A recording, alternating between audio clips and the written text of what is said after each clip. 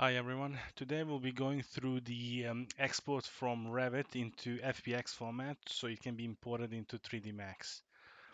So the first thing is first, in our Revit file, we need to find our plan and we need to sort of just get a basic dimensioning of the building, just and any element you can actually then reference down the track in 3D Max so we can double check that the sizing is correct.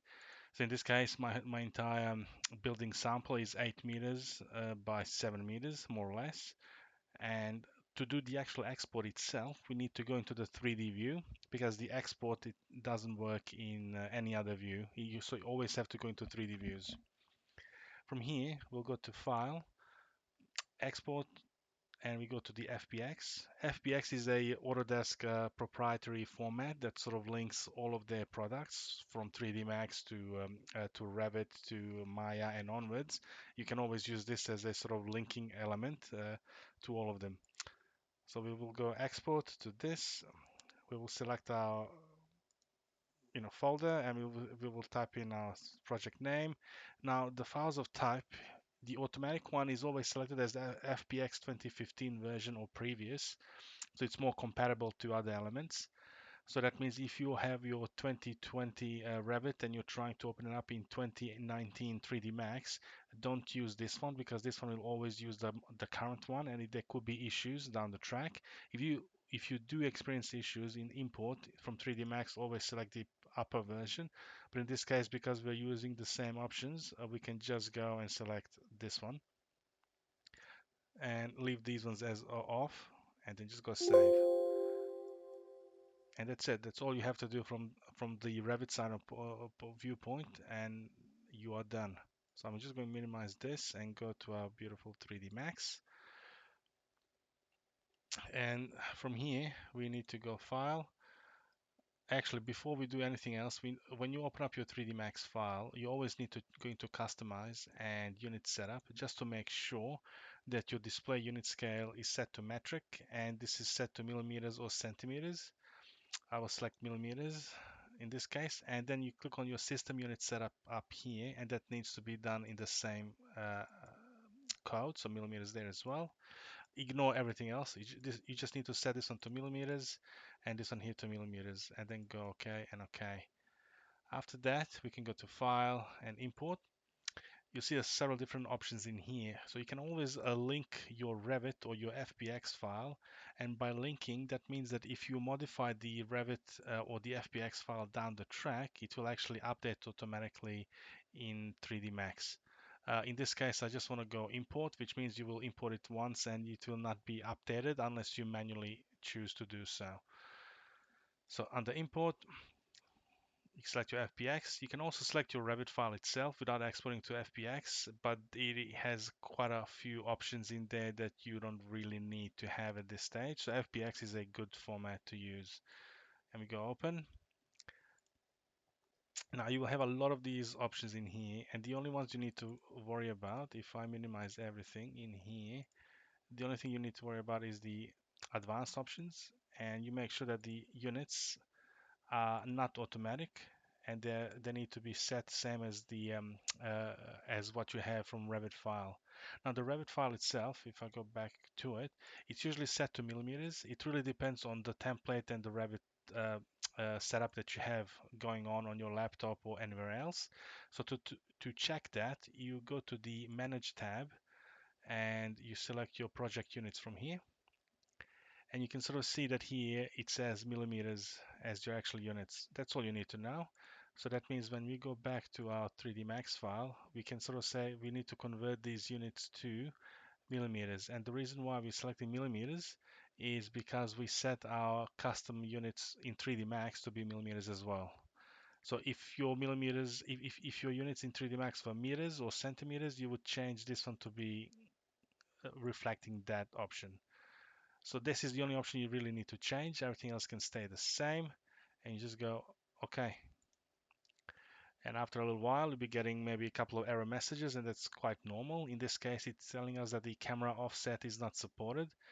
So when we are importing our 3D view, we usually import all the levels and the camera view from the 3D view itself. So when I go OK, you will see that there's a camera here as well.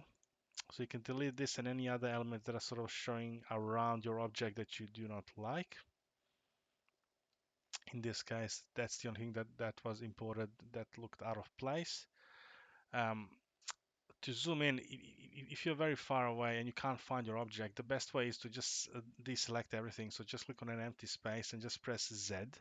So Z zooms in on the entire geometry file that you have in your 3D Max. But if you select something specific and you press Z, you can actually then zoom in on that object. Once it's zoomed in, you can actually then press and hold Alt while pressing and holding middle mouse button, and you can actually rotate around that object fairly easily. And that's the best way to navigate. So once you sort of select and zoom in on something, you will always be rotating around that area. So I just zoomed in on the roof, and you can see now I'm rotating around the roof very easily. Okay, so from here, what we need to do, we need to set up our V-Ray rendering engine. So if you have it installed, you would always find it, there should be a little view, a little toolbar here. If you don't see it, just find your normal toolbar in here and just right click anywhere on it, and you will get a range of these toolbars that are already visible. That's the ones with the check marks, and the ones which don't have the check mark, that means that these are hidden. So in here I can find my V-Ray toolbar here. I can click on it and it will show up something like this. And I usually like to click on the left side here, and I can then drag and drop it into the toolbar itself. And then when you close down 3D Max and reopen it, it will always show up there from then on. If at any stage you change your toolbar settings and your 3D Max crashes before you can actually close it down and reopen it, you will have to reset all the views to what you want once again. Um, so for here, the V-Ray itself, the toolbar has all the elements that you can sort of find that are related to V-Ray. So you have the lights in here, but you can also find these lights under lights here, and you can select your V-Ray, and you can find them in here, or you can use the toolbar. You have your camera settings here, or you can actually click on your toolbar here. Sorry, on your create bar there, and you can actually select your V-Ray cameras from there. So all the settings that you can find in your create options, you have them here on the actual toolbar itself. So just whatever is easier for you, go and choose one of those. One thing that I would recommend early on, just to start, is always select yourself a V-Ray quick settings. This is that option here. So you have your exterior, your interior, your VFX, and your studio setup. Studio setup is basically just that sort of white look with a soft shadow in the background. So you can select anyone you want. In this case, we're looking for exterior, so I'm going to click on the exterior, and that will change all of these settings to look a little bit better. Now the default one is going to be a BF, which is the brute force. Now, the brute force is the absolute best and most accurate way to render, but it is ridiculously slow, and it requires a really powerful computer. I highly recommend, and this is the best way to do animations because it will not cause any flickering between the frames. For the 3D stills, I and everyone else absolutely uses the IM and the LC format, which is fast and it's as accurate as the brute force method, but it's probably 5 to 10 times faster on any given machine. So for the 3D renders, for the still images, you should always use this one because why would you spend 10 times longer to do the same thing? Don't change any of the other settings, just leave that as is. Um, just IM LC and then click on render.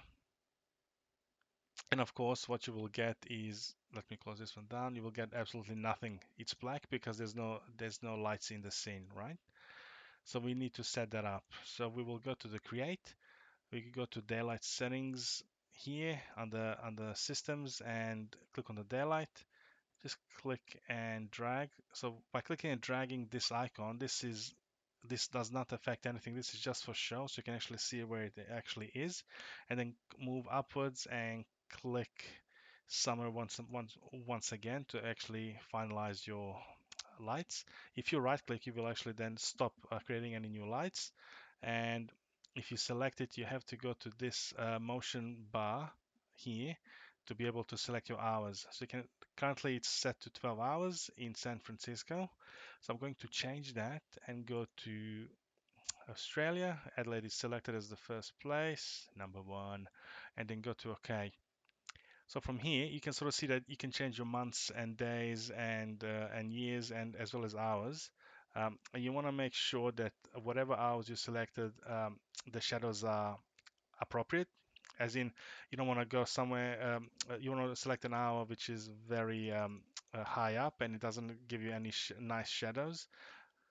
You want to have something which is on a bit of an angle like this, so you can actually then have more drastic shadows. It usually looks better.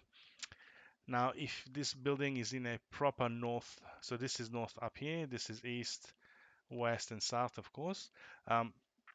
If you are trying to get the shadows to go in a different direction, but you like the actual, 12 o'clock or whatever, you can actually go to the north direction in here. You can actually rotate the north point, but the actual the shadow line or shadow angle will remain the same. So this is called fudging. So we can fudge the angle to suit where the building is in terms of the location. So that means if you're inside and you're trying to get the shadows to fall onto your counter or something like that, or your bench top, you can actually muck around with the north direction and you can change the hours to change the angle to make it look the way you want to. And it's completely up to you. Unless you have to do realistic shadows based on your model, which means you should not be touching the north direction at all. But usually for the 3D purposes, fudge away. Okay, so now that we have the sun, we have to select the sun as well and go into the modify panel. Now this is where the magic happens in terms of setting the lights up to use V-Ray rendering engine. So the first thing is, the only thing you need to modify really is the sunlight and the skylight. V-Ray has its own skylight, so we can just turn off this by selecting no skylight. And you can see the active is now off. And then we can select the sunlight and select, well, V-Ray sun, of course. It will ask us, do we want to add a V-Ray sky environment? And we say yes. So the V-Ray sky environment will actually add the overcast environment around. So basically, if we were to turn off the sun, you would still have like an overcast day. You would still be able to see things, and it also gives us the sky and the foreground or the ground level, which is usually grayish or brownish. It's a good start to get you like a good realistic results without actually doing much work at all. So all for it. So if I was to render now, you can press F9, which is render last image, and that will render the same viewport as before. In this case now it's still white, and the reason why it's now white, it's way too bright. So before there was no light, now there's way too much light, and we need to control it. You could go to the light under modify and under the intensity be changing this, but that's not a very effective way because it will change from scene to scene. The best way is to go to the rendering and environment, or just press number 8. You can see here, these are the shortcuts that all of these options have. So 8 for the environment and F10 for the render setup. So in this case, we go to the environment. And again, we have a lot of things here, but we ignore all of those and we just focus on the exposure control. The exposure control needs to be set to V-Ray exposure control there. And if you're into photography and you know your shutter speed, your f number, and ISOs, you can actually be modifying these to get the good result. I'm not really that good with the photographic options, so I usually ignore these and I just select this to be for EV parameter. Now EV parameter works as the following. It only has one control. Uh, EV of exposure value of 0 is very bright, and exposure value of 16 is the maximum, and it's pitch black. Right, so you just need to be changing from 0 to something to see what the hell it actually looks like. So in this case, I'm just going to try something like this and render and see how it looks. See, it looks okay, but you can sort of see that the sky is really white and not blue, and things are slightly overexposed. At this stage, you can also see that this is the brown uh, ground, which means that we don't actually have any ground at this stage, which affects how the light plays. So remember how this looks.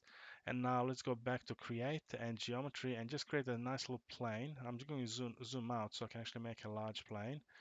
So I'm just going to create a plane like here and render this again.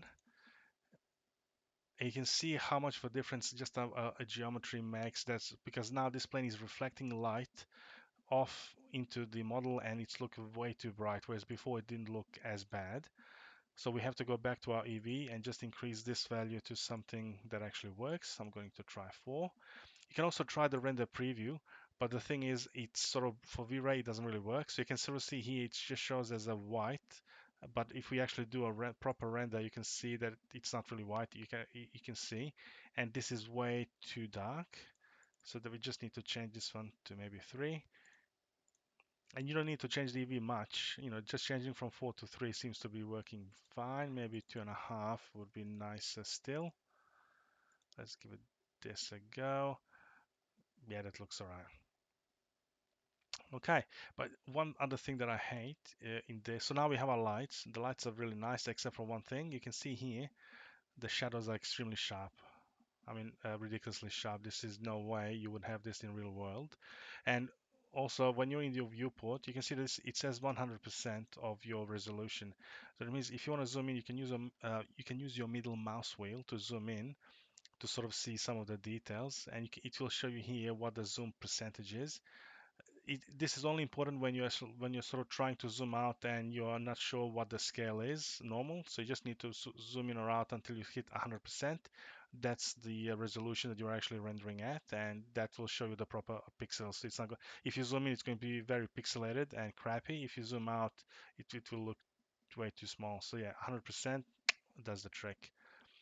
So going back on track, if we want to modify these shadows, we select the sun, and the settings that we need to change in here is just one, and that's the size multiplier. So currently, that literally um, specifies how big the sun is.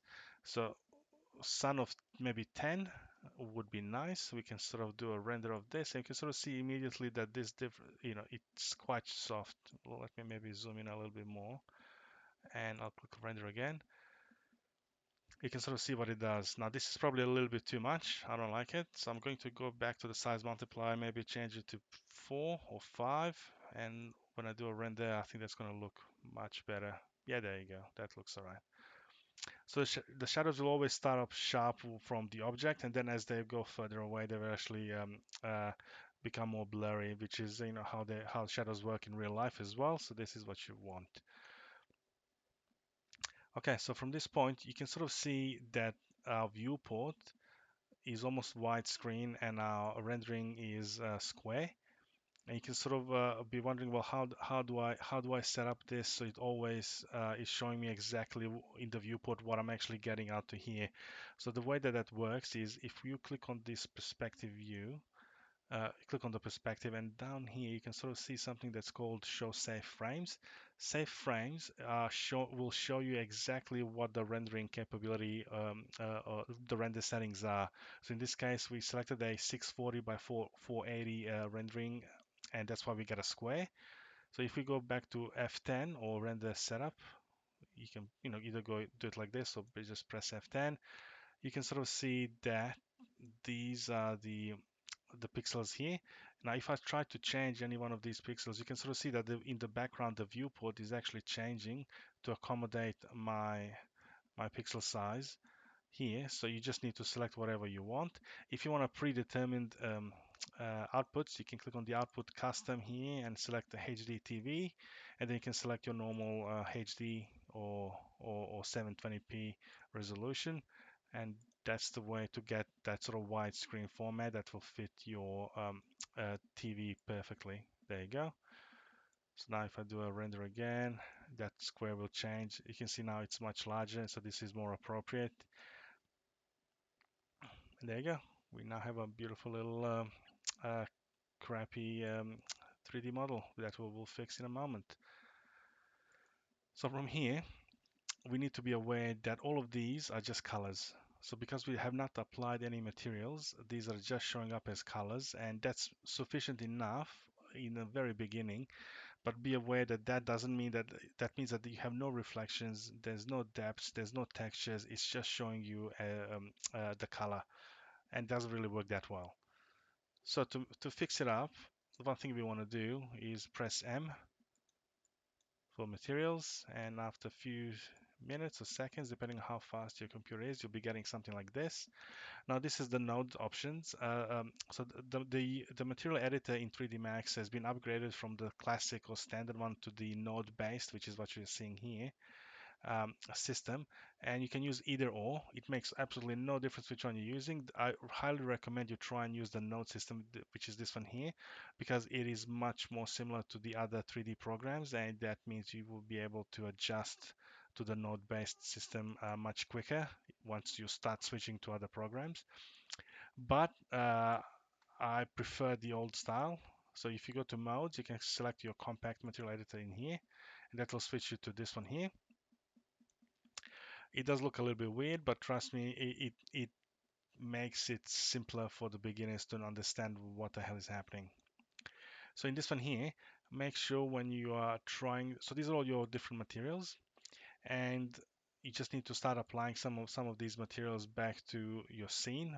But the thing is, the default materials in 3D Max, they're not V-Ray materials, they're just basic materials.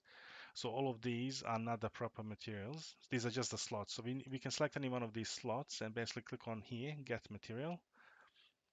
And from here, you'll be getting all of these options, which you need to ignore other than the V-Ray. So you only need to focus on the V-Ray materials, which is these ones here. And all of these are quite advanced materials apart from the V-Ray materials. So this is the default one, and you should always use this one as a start. And then you need to move onwards to the other ones once you know what the hell you're doing. So the V-Ray material here is creating a basis for our materials, and that will include the diffuse that usually starts with a color. And if you want to have a texture or an image, then you actually click on the little checkbox here to add the image itself. So if I now click and drag this to our plane here, and that will just be gray. But if I click on this diffuse and I change this gray to be something else, maybe light gray or slightly blue, something like this, you can now see when we render this that it will appear, just like the color that we selected more or less. If the color is slightly different, you can then play again with the EV, exposure values until they are sort of matching more closely. But it really depends as well on the time of day. If you choose a dusk setting, clearly that will be affected. So if I was to change this to now be, 6 o'clock at night, and I'll do a render again, you will see that now we get something like this because it's way past the normal time. And I'll probably go maybe 5 o'clock, just try and get some soft sunlight. There we go. So now the sunlight is coming from there, and if we do a rotation proper, we can actually try and capture the sun as well. So here's the sun. So if I do something like this and I do a render, maybe we can see the sun, and there we go. Hello sun. Again, the size of that sun will be dictated by the option in here as well. Where are we? There you go, intent size multiply. But you can also sort of select all of these different paths for the atmosphere, so you can sort of pick and choose how much of this transition occurs, how often it is. At this stage, I would advise not to muck around with this because you can spend days on just adjusting all of these settings to find something that you like. And coming from a person who spent 6 hours on trying to select a grass texture, you would. So also what we can then do, rather than having just one light, we can actually start adding artificial lights as well. So to do this, I'm just going to minimize this and basically allow us to do this. So we can either go and use the toolbar here to create all of these lights, or we can go here under create and lights, and under V-Ray we can create all of these different lights. Now the only other lights that apart from the sun that we already use, you should probably just use the V-Ray light. Not all these are very specific lights that you probably should not be using once you have your daylight option. So we click on the V-Ray light, and then once we sort of start creating it, you will see that it's usually a rectangular shape. And under here, under general, we can change the type from plane to dome. Again, this one is not recommended because this is mostly used for the entire scene. We already have the sun one, so we don't really need it. So you can go to the sphere. That's a normal sphere one where you can actually sort of just specify the size of the radius. And this is almost like your light bulb. The light will go in all directions, which that's the sphere. Mesh, you can actually select an object like your geometry object to become a light source. And then you can use a disk literally being a circle. Um, let's just pick a plane for this stage. And if you move up, you will actually see that there's an arrow. So the arrow is specifying where the light is actually shining towards. So that means that the bottom of the light is acting as a light, and the top of the light that we can see here is actually just, it will be just black. So if we render this, we can sort of see that the black is there, and the light doesn't really do much because it's not as strong. So when you go to the modify panel here under the multiplier, this is where you can actually increase this to make uh, an impact. And depending on your other settings and your exposure as well, this number here will just be a random number. So you have to just increase it a few times until you actually can see that it makes sense. So as you can sort of see here, it sort of does um, what we want. And you can sort of see it as well if you move it close, so it's actually hitting the building here, and we do a render now, you will see that it's just leaving that different effect altogether. So it really depends where you put your lights on and how they will actually act. um, when you're with your light selected, you can also see that you can make it under options here, you can make it invisible. So that means when you render, that black element here will disappear, and you will only see the light itself, like so. Now sometimes when you put it like this, very close to the geometry, it just looks weird. It's very advisable to sort of have a look and be placing these lights exactly where you want them. You can also click on here and make it a double-sided, which means that the light will be coming from both sides of the rectangle. So it just really depends on what you are trying to do with this, right? If I turn off the double-sided and I go back here and go to rotate, and I rotate the light to any one direction, you will always have the light going wherever the arrow is pointing, right? So if we click on render now, you'll be getting the light, as you can see here, going into this direction downwards. So this is sort of useful as well if you want to do things inside spaces. So for example, imagine that you have your like an open building, and you're shooting from the external source, and everything is really nice and well lit on the outside, but the interior of your space is very dark. The one way to fix this is to basically add some of these lights, for example, and we can sort of add them inside the space. I'm just going to go top view so we can actually position the light where we want it. We can go back to perspective. We can put the light there. Let's make it slightly stronger, 70. And we can even increase the size of the light if you want. So now when we go inside,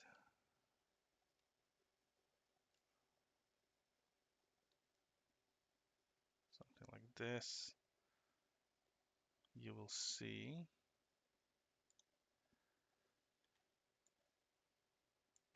that the light is coming from within. Okay, just going to cancel that. We don't really need it. It's not looking that good because there's no other materials in there. But that's how you can sort of do do things with the lights. And of course, the materials. We have this basic material. Um, what I want to do is just select that light, that sun, and just move it slightly higher so we can get a bit of a better angle. And then what I would suggest, so basically with your materials, we can add the color here, and you can add the actual texture through here. So you would click here, you would click on bitmap, and then you would just select whatever texture you want. And then there's reflection, which deals with how reflective the surface is, or glossy. And then there's refraction, which means basically transparency. Black is completely solid. White would be completely transparent, like a glazing. And the same for the reflection. Black is non-reflective, white is completely reflective. And then the glossiness needs to be set to something very close to 1, so 0.9. That'll be very reflective. Um, so if I was to do a render here, we can see how reflective this is. It's almost like a mirror. I'm just going to wait a little bit here so you can sort of see how this is looking. And if I cancel this, and if we go and change that glossiness to be something very low, like 0.6. So basically, a glossiness of 0 would be matte surface.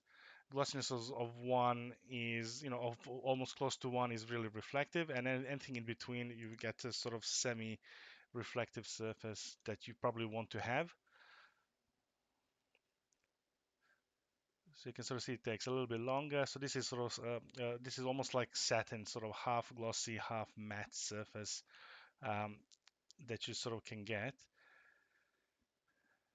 And apart from this, the good thing as well that you can add is all the maps below. So if you scroll your material all the way down, you will see a maps rollout. If you expand that one, you'll see all of these different maps. The only ones that we really want to focus on is the bump map. And and potentially you can have some other ones like the reflection. So the reflection that we currently have here is all universal. So whatever you set it, it's always going to be the same. Whereas if you add a reflection map, usually these some of these textures will come with their reflection and their bump map, so you can probably use both. So reflection map is just a black and white image that uses the black and white shades to sort of create completely reflective or zero reflective areas of your map. So imagine like adding like a noise or something to it. It would add quite a bit of a different element. So for example, in here under reflection, if I add a noise or a dent material, and if I change the size to be something normal,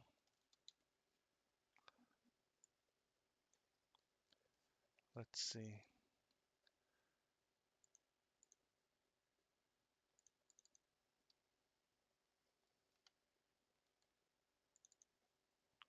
maybe something like 300. It's sometimes very difficult to ascertain what the correct size should be for these, and it's just a bit of practice to try and find what's happening.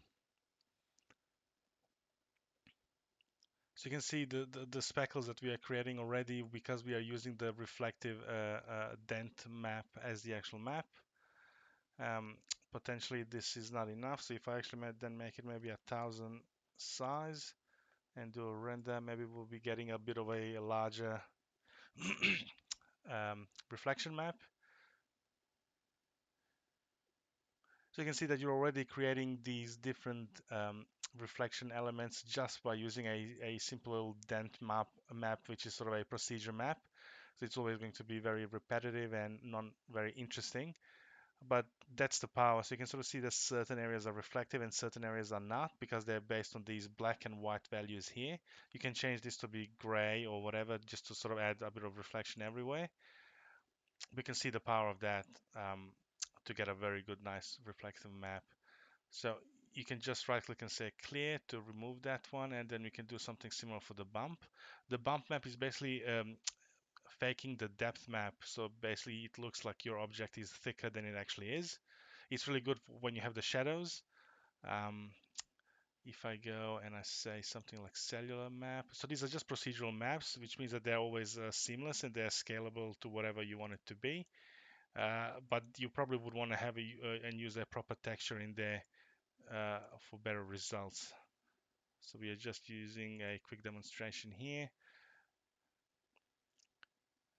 And once this is done rendering, you can sort of see that we're getting this bumpy surface, even though we just have one plane. There's no geometry, there's no modeling that we have to do. We're just fudging and we're making this look as if it has more detail than it actually does. And that's what the bump map does. And usually you can use the same texture that you're putting in your diffuse. You can put it in there as well in the bump map, and you'll get these um, more better looking textures from it. So yeah, apart from that, putting up a camera in a bit more detailed way, we can go back to the top. We can go back to the create and cameras and select V-Ray and select the physical camera here. And basically just by left clicking and then dragging, you can actually point to a direction where you want to look with the camera. Once you position it, you press C and it will take you to that camera. And usually these cameras are starting from the zero height. So if I go back to the left side and I select my camera, you can sort of see where we are at. So the best way is to select the camera and the camera target and just move it up by 1.7 meters, which is usually, or 1.6, which is the average human eye height. And then press C again to go into there. So there you go. And then under modify, I want to see more of my surrounding area. So I want to modify the field of view in here. So we can say targeted is in there, field of view, or the film gate in this case. It's one or the other. And again, the numbers don't really make a difference. You just need to be modifying them like this until you are happy with what you have. Again, don't overdo it because then it just looks, see like this, it looks extremely warped and fake. So you can sort of just zoom out a little bit and there you go. Now these system glazed panels, they are completely solid, so that's why we never can see anything on the inside. But if we actually select all of these, and we select material modify there, we can drag and drop that first material that we've done into here. Just change the name, glazing, and we just assign it via this. So because we have all of this selected, we can just say assign to selection. And what I need to do here, go back to here, clear the map. So we don't need any textures in here or materials. We just want to make sure that the refraction is now set to something more, like let's say something like this. And we can leave the reflection in there. And hopefully if we render, it's going to look like something. So there you go. It's already starting to look better. So it's just by using basic materials, you can actually already create a semi-decent looking scene. The light plays a vital role in how your scene is going to look. I usually go for the dusk setting because it gives you that sort of nice little yellowish golden glow everywhere. But depending on what you're trying to achieve, maybe that's not really what you want. Um, and if you go to the websites like vraymaterials.de, the German website, they have amazing array of pre-made materials for V-Ray. You can just download those and you can use them in your material editor, and they just look quite good. They look amazing. So I'm going to cancel this because it's slow, but you can sort of see what I mean. We already have the glazing in there, and if you play with the reflections, we can actually get proper reflections and make this look like an architectural glazing. Um, it's quite powerful. So when you download your V-Ray materials from the website, they usually have a library extension format. And to do this, you actually need to go to a new blank material, click on the get material in here, and then under this little icon here, you need to say open material library, and then you just select and navigate to the material library that you have. And it will actually show, it's going to show up in here somewhere, and then you just select an empty one and you just double click on that new material that just popped up, and that's how you would do it. All right, guys, thank you very much for that. I'll see you in class. Bye.